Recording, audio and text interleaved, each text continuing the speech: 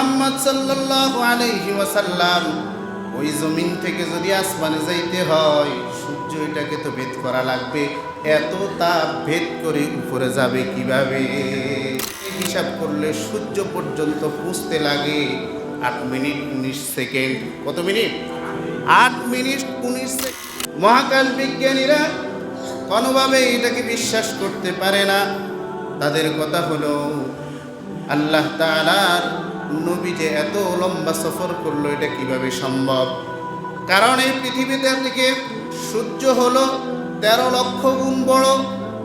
কত লক্ষ? এই পৃথিবী থেকে সূর্য 13 লক্ষ গুণ বড়। কোনো মানুষ যদি এই পৃথিবী থেকে উপরে উঠতে হয় তাহলে তাকে সূর্য ভেদ করতে হবে, কারণ মহাশূন্যের একটা নক্ষত্রের নাম হলো সূর্য। এরকম কোটি কোটি গ্রহ নক্ষত্র আল্লাহর এই মহাশূন্যের মধ্যে আছে না নাই?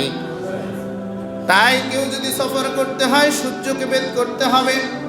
সেই সূর্যের মধ্যে তাপ কি পরিমাণে আছে বিজ্ঞানীরা দেখলো। সেই সূর্যের মধ্যে তাপ আছে 1,40,00,000 সেলসিয়াস তাপ। 1,40,00,000 সেলসিয়াস তাপ কোথায় আছে? সূর্যের ভিতরে। মাত্র 1538 সেলসিয়াস তাপ যদি দুনিয়ার জমিনে জ্বালানো হয়, রড লোহা যত শক্ত জাতীয় পদার্থ হোক নিমিষেই সেটা পানিতে রূপান্তরিত হয়ে যায়। কাজেই মুহাম্মদ সাল্লাল্লাহু আলাইহি ওয়াসাল্লাম ওই জমিন থেকে যদি আসমানে যাইতে হয় সূর্য এটাকে তো ভেদ করা লাগবে, এত তাপ ভেদ করে উপরে যাবে কিভাবে? বিজ্ঞানীদের কোনো হিসাব মিলে না। তারা বলে ও দুনিয়ার মানুষ, আলোর গতি হলো সেকেন্ডে 1,86,000 মাইল যায়। কত হাজার মাইল?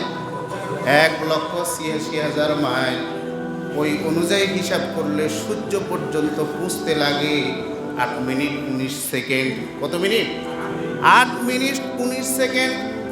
এটা হলো সূর্য নামক যেই নক্ষত্র আছে, এই নক্ষত্রে পৌঁছতে 8 মিনিট 19 সেকেন্ড লাগে। বিজ্ঞান আজ আমাদেরকে জানায় সূর্যের চেয়ে কোটি কোটি গুণ বড়, এর চেয়েও কোটি কোটি মাইল দূরে আরো অনেক নক্ষত্র আছে মহাশূন্যের ভিতরে। ওই এমন কিছু নক্ষত্র পৃথিবীর শুরুতে আল্লাহ সৃষ্টি করেছেন যেগুলোর আলো সেকেন্ডে 1,86,000 মাইল বেগে জমিনের দিকে আসতেছে, কিন্তু আল্লাহর দুনিয়া সৃষ্টি করার পর থেকে নিয়ে আজও পর্যন্ত এসে পৌঁছে নাই। তাই মুহাম্মদ যদি আলোর গতিতেও যায় তাও তো সিদরাতুল মুনতাহা তো থাক দূরের কথা, মহাশূন্য পার করব কেমনে? বিজ্ঞানীদের হিসাব মিলে না। তারা মনে করে মাধ্যাকর্ষণ শক্তি আছে যেটা ভেদ করে উপরে যাওয়ার কোনো সম্ভাবনা নাই। মুহাম্মদ যদি সেখানে পৌঁছতে হয় তাহলে তো মাধ্যাকর্ষণ শক্তিকে অতিক্রম করতে হবে। তাই তাদের কোনো হিসাব মিলে না। এই ছাড়াও আপনারা যখন বিমানে চড়েন অক্সিজেনের বোতল নিয়ে কিন্তু উপরে উঠতে হয়। 1 মাইল 2 মাইল 3 মাইল উপরে গেলেই আর অক্সিজেন পাওয়া যায় না। বিজ্ঞানীদের কথা হলো মুহাম্মদ যদি এত দূর সফর করে, অক্সিজেনের বোতল তো কিছুদিন আগে আবিষ্কার হয়েছে, তখন কেমনে গেল? এই জন্য বিজ্ঞানীরা সোজা কথায় বলে দিল, এটা মাথায় ধরে না, নবীজির কোনো মেয়ারাজ হয় নাই। এই অস্বীকার করে তারা বসলো। বলেন নাউজুবিল্লাহ। তারা যে বুঝবে না, তাদের মাথায় যে ধরবে না, এই কথা আল্লাহ জানেন না? না জানেন না?